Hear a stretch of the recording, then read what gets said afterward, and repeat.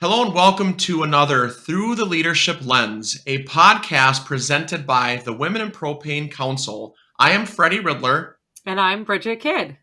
And in this episode, Irish Propane is our sponsorship. Here's a quick message from Irish Propane.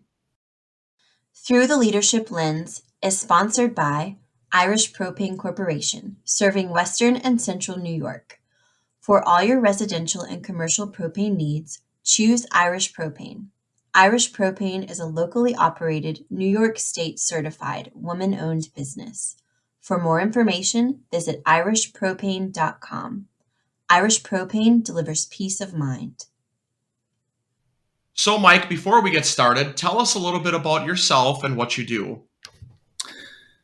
So good morning. Thank you for having me on. My name is Mike Rutherford, and I'm the president of Rutherford Equipment. We're out of Covington, Georgia, a wholesale distributor of propane equipment and appliances, and have locations in Georgia and North Carolina as well. So, historically, we have, provided parts and fittings and gas appliances to propane dealers in the Southeast U.S. I'm married 20 years this year. I have three children, triplets, actually. They're 14 years old, so they're in ninth grade this year. And that's a little bit about us. Wow, triplets that's no joke. 14-year-old triplets even. That's crazy. I'm sure they keep you very busy in addition to everything else that you do. So, Mike, as you know, when we're on this podcast, we're talking about leadership. So can you tell us just a little bit about what does leadership mean to you? Well, I think it all starts with good communication, and then also, communicating to your team the goal and just letting them work. I think it's, leadership, when I think of a description of leadership, it's just providing positive support, guidance, like I said, good communication to achieve a common goal, in a nutshell. But, really also just putting trust in others, trust in your team to, do the job that they're hired to do and, not really get in their way. It's kind of been my philosophy, but, I'm a big sports fan. I like watching sports and, seeing, players and coaches manage their team in the heat of the battle. I think you can pick up, some good things by watching, sports, but also watching other leaders within the industry and your company. Yeah, for sure. So as you have kind of progressed in your career, obviously you've been in different positions within your company and even in your community. Can you tell us a little bit about maybe how your perspective on leadership has changed, even maybe as an athlete to an employer to a manager, that sort of progression? Yeah. So when I was promoted to be in a managerial position within our company, we're a 62-year-old company. My grandfather started our business in 1960. My dad, I believe he started in 80, and he's still involved in the business today. But when I started in the business, we had a very seasoned sales staff. And, truthfully, I didn't feel like they needed a lot of, management, especially micromanagement. They'd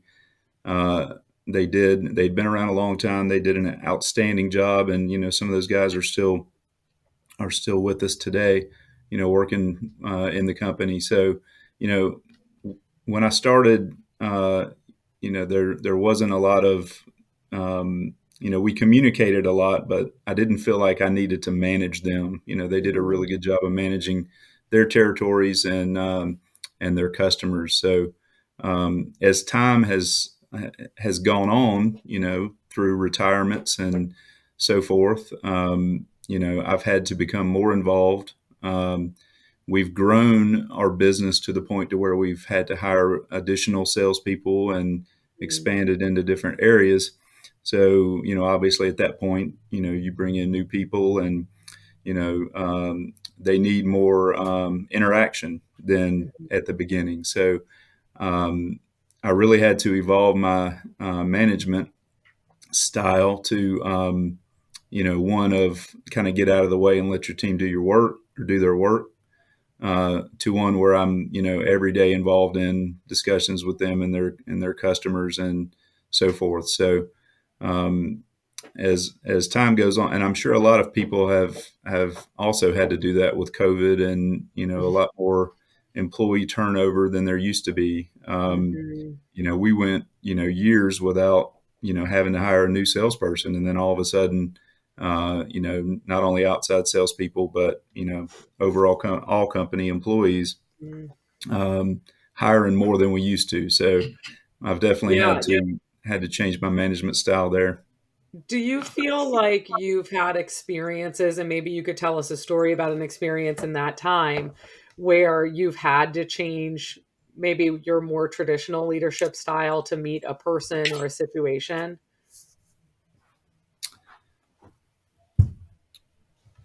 Um, Let me give that a second. Yeah. Uh,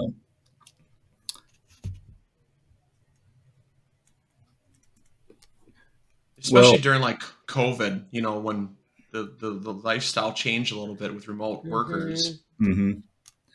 Yeah, one of the things that I was going to bring up, and I think this kind of hits on maybe where you're going, but one of the things that our company is going through right now is a change internally with our computer software. And Mhm. so, although it's not a person that's made me change my management style, it's a process, or a lot of Sure. processes and procedures that has caused me to have to change my style of management. Mhm. Anybody that's ever gone through a computer software change knows that it can be a daunting task, and there are unforeseen consequences and issues that arise. So, we put together a team to work on a daily basis for a year to prepare for our software change, and Mhm. so really just through that process, I found out more and more about my management style and identifying what I do well and what I need to improve on. Mhm. Um, so mainly trying to be a better listener and understand other employees' perspectives and ideas. And I think a lot of times we're so focused on our ideas and our plans that we don't listen, and get those other perspectives. And so I really focused through this process on trying to do a better job of that. Mhm. So, Mike, the things I like to do with these podcasts that are presented by the Women in Propane Council is I like to hear some key words that you say about leadership. And I wrote down communication, trust, and then I also wrote down sports. I'm glad you're a sports guy. I finally could use a sports analogy. I've been waiting forever to do it. So I'll give you a quick story, and I'm going to ask you a two-part question. The head coach has a whole team of leaders, right? The front office, they got the assistant coaches, and they have and their inspiration is to bring championship to that team. What inspires you, Mike? What inspiration do you have that you try to inspire your team, your players to do well, to have them trust you, to make your company as best as it can be. And also the second part of that question is, what do you bring home with your triplets? As a dad, you have to inspire your family. So the two-part question is, where do you get your inspiration from, and how do you portray that in the company versus at home with your family? Well, as far as inspiration goes, I really try to put myself in the shoes of our customers, and on any decision that we make, and really try to I think our company has a good reputation of really taking care of customers' needs, and they can rely on us to provide them the support products on time and so forth. So I think my inspiration is on any decision that we make, put myself in the customer's shoes. How is this decision, or how is this process going to affect them, and in turn, is it going to that customer support that we provide them as a reflection on their company to their customers? So, are we helping them provide better customer support for their customers? And that's really the inspiration that I have to lead our team to be able to do that. Mhm. And as far as what I take home, I really try to not take a lot of work home when I go home in the evenings and the weekends, just to you know spend time with the family, with and not talk too much business. But being a family business, it's always part of the conversations. But really just to focus on my wife, my kids, what they're doing, their sports and activities, and really just try to spend as much time with them as I can. Yeah, Mike, we've talked with a couple guests about how there's so many parallels between being a leader in your company and a leader in your community. And I mean, even in your own home, right? Like as a mom, I have two little ones. I'm oftentimes struggling with similar things that I struggle with at work. My gaps are pretty big, both places. But I know you and the people that you work with are very involved in the local associations, the state associations, NPGA. Um, and I'm wondering if you can talk about how that has impacted your development and, the obviously you participate, so you see value in it. We see a lot about, in professional organizations, there's a lot of reasons why people participate. And some of it's personal growth, some of it's networking, whatever. I'm just curious what the reason is that you participate and why you see value in that. Yeah, so our company has a history of participating in the state propane associations, and so when I graduated from college and came to work for the business, it was explained, the value of attending. As a supplier, it's a lot of networking opportunities that we get, but and part of the reason that we attend, but also just to support the industry that we're a part of, and not only attend but try to be active and help make decisions that are going to be best for the industry. So that's kind of why we attend, and why that when I came into the business that it was explained to me the importance of attending these meetings. Not only networking but learning about the industry and helping the industry. Yeah. Um, Yeah. So, Mike, one of the leadership uh, topics we talk about as well is to become a leader in any organization at home or at a business. Sometimes you have to take a risk, and those risks can either help you or they may impact you in a different type of way. Could you share with us a story or a time where you had to take a risk to become that next step of being a leader, or your team had to make a risk to move up in the business? yeah, sure. Risks are a part of everybody's business. There's risks involved in most every decision that you make.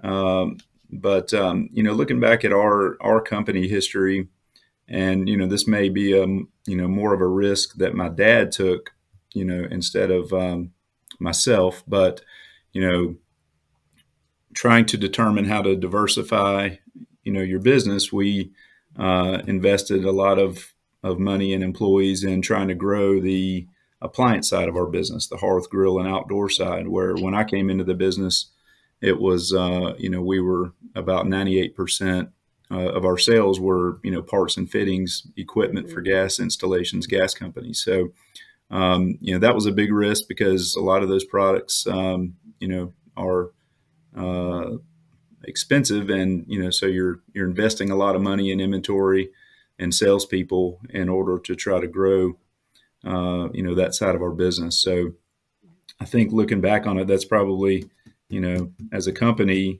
one of the biggest risks that we've taken is taking on all those new product lines and investing all the money in inventory to try to grow the business. And you know through our growth over the last 20 years, that has provided or proved to be a good risk that has paid off for our company, not only diversifying our business, but really helping us, primarily during COVID when everybody was spending a lot of money on outdoor living products. It was very busy for us. So Yeah. that risk, I think paid off for me and our company. Mhm. Um, I think a big risk that we have taken recently is investing the money and time and energy into improving our business with software solutions. Mhm. As I mentioned earlier, um, I have heard horror stories over the years on new software and what it can do, and we're experiencing some of that firsthand as we've gone through it. But I believe it's important to have technology that allows your company to be successful and not rely on outdated technology just Mhm. because it's easy.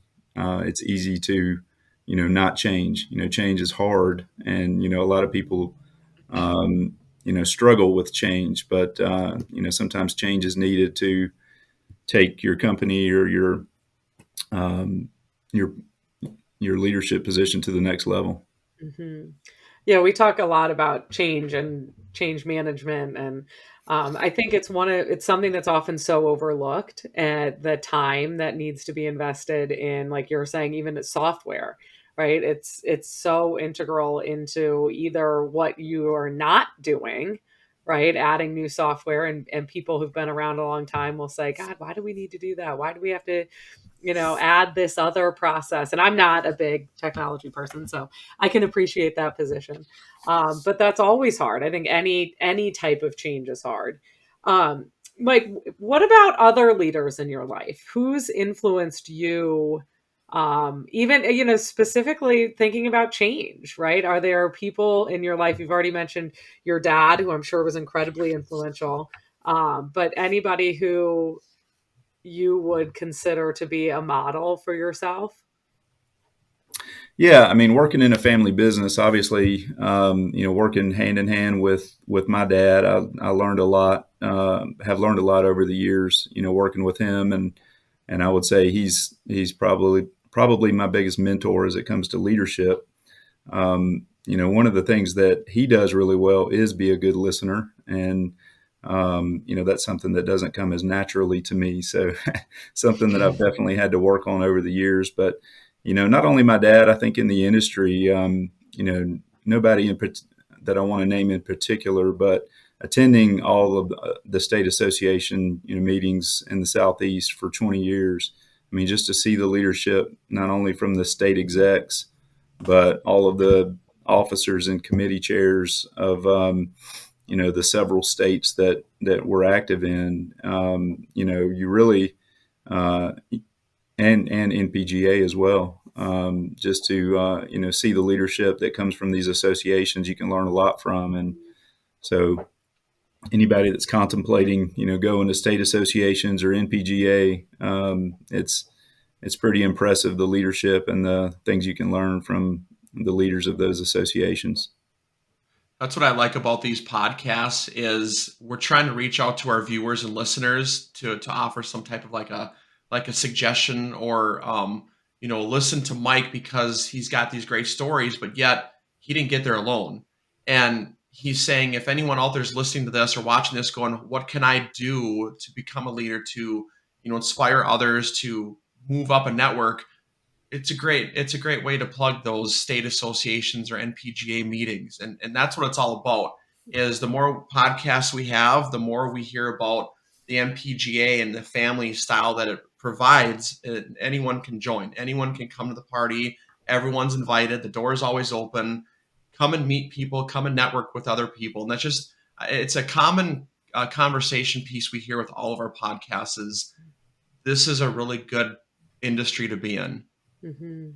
Yeah. It's nice. I came to this industry from the builders associations, which is a similar structure and network, which Mike, I'm sure you're familiar with.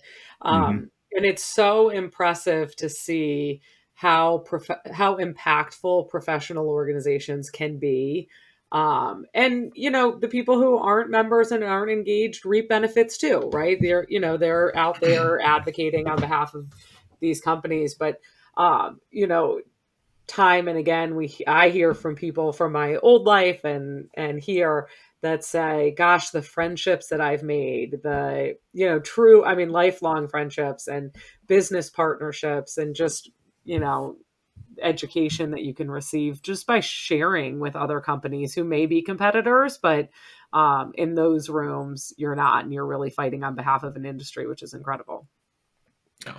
Yeah, and it's I've tried to talk with younger, professionals, coming up in, our customers' businesses.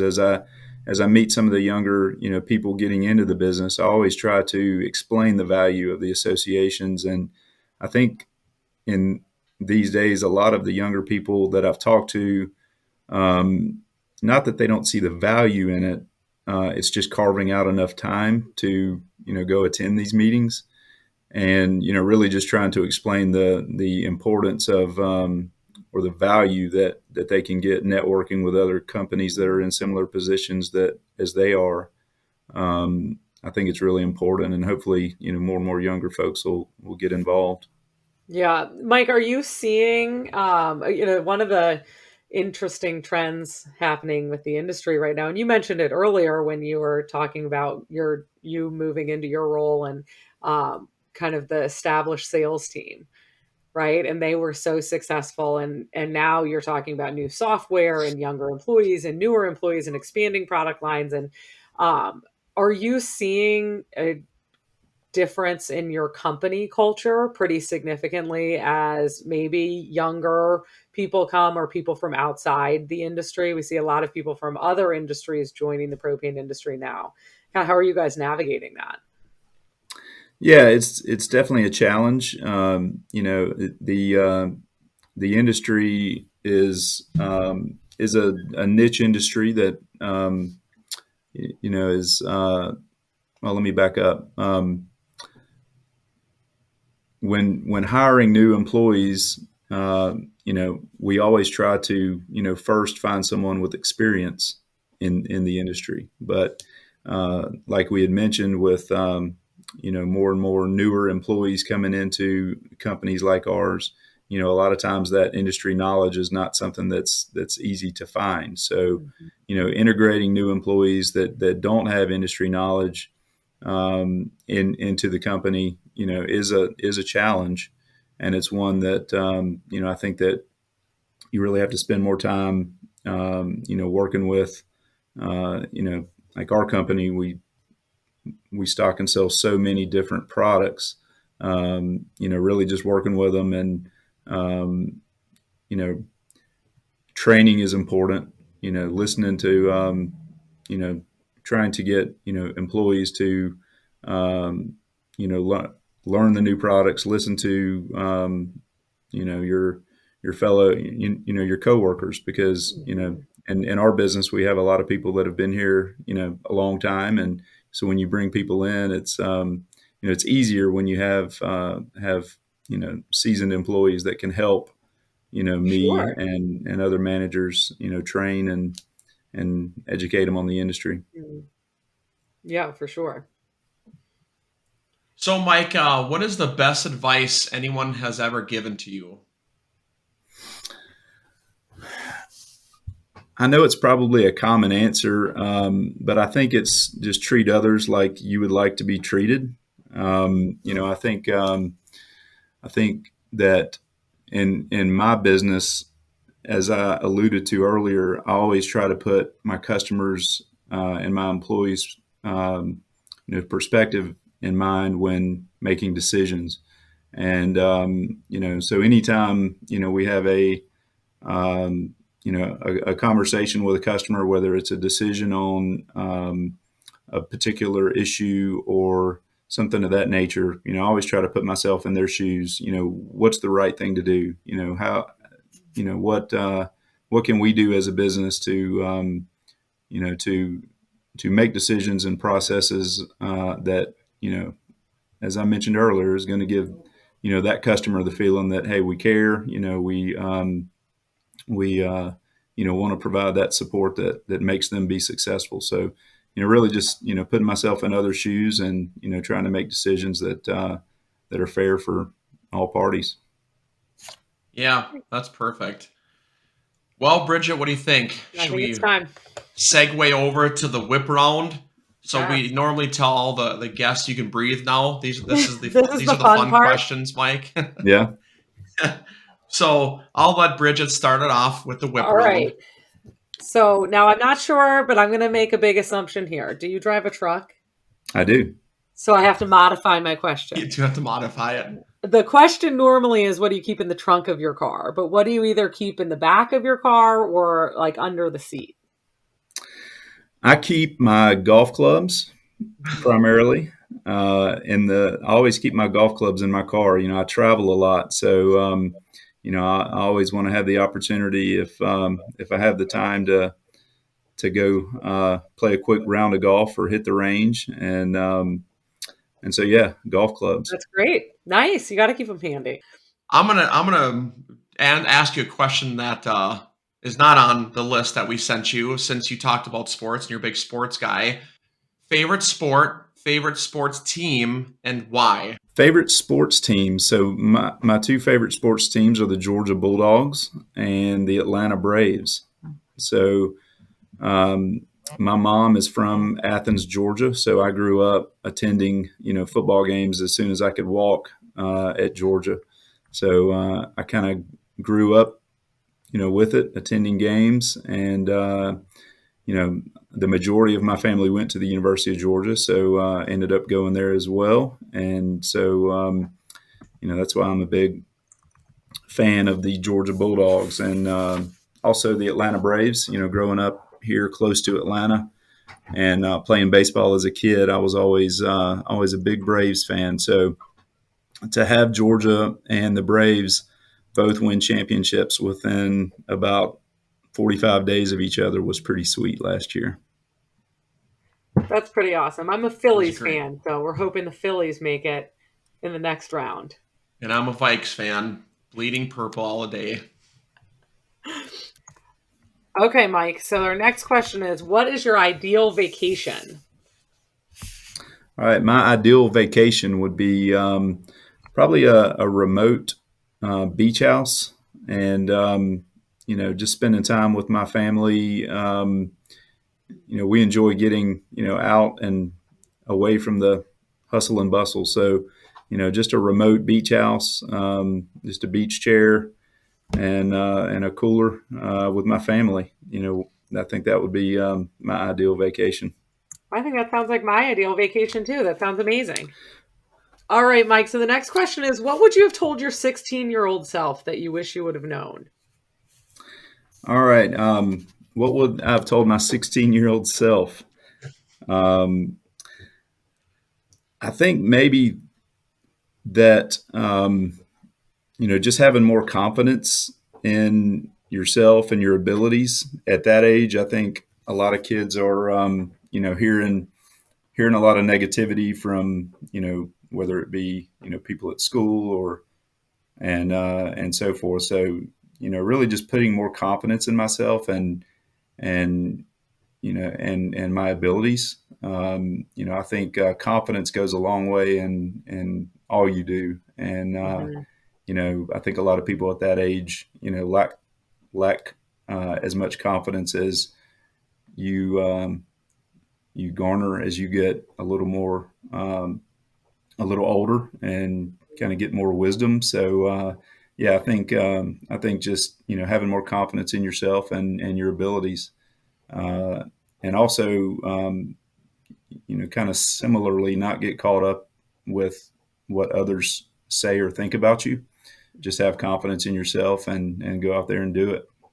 That's great advice. I love that. Just do what you can do for yourself, and don't listen to others, and push forward. Hmm. For sure. Thank you for being on our podcast. Any last comments for our viewers? Thank you for having me on. I really appreciate the opportunity to speak with you today. And, you know, as I had mentioned earlier, I think, attending association meetings, both the National Propane Gas Association and local state associations is important in becoming a better leader. The leadership of these associations is tremendous, and I think I've learned a lot over the years by attending them. And yeah, thank you very much for having me on. I really appreciate it, and hope you all have a Thank you, good day. Mike. It's good chatting with you. This has been another episode of Through the Leadership Lens, presented by Women in Propane. Be sure to subscribe, download, and share with a friend. To learn more about Women in Propane, visit us on Facebook, Instagram, or online at www.womeninpropane.org. I'm Freddie Riddler. And I'm Bridget Kidd. Thanks for listening. Until next time.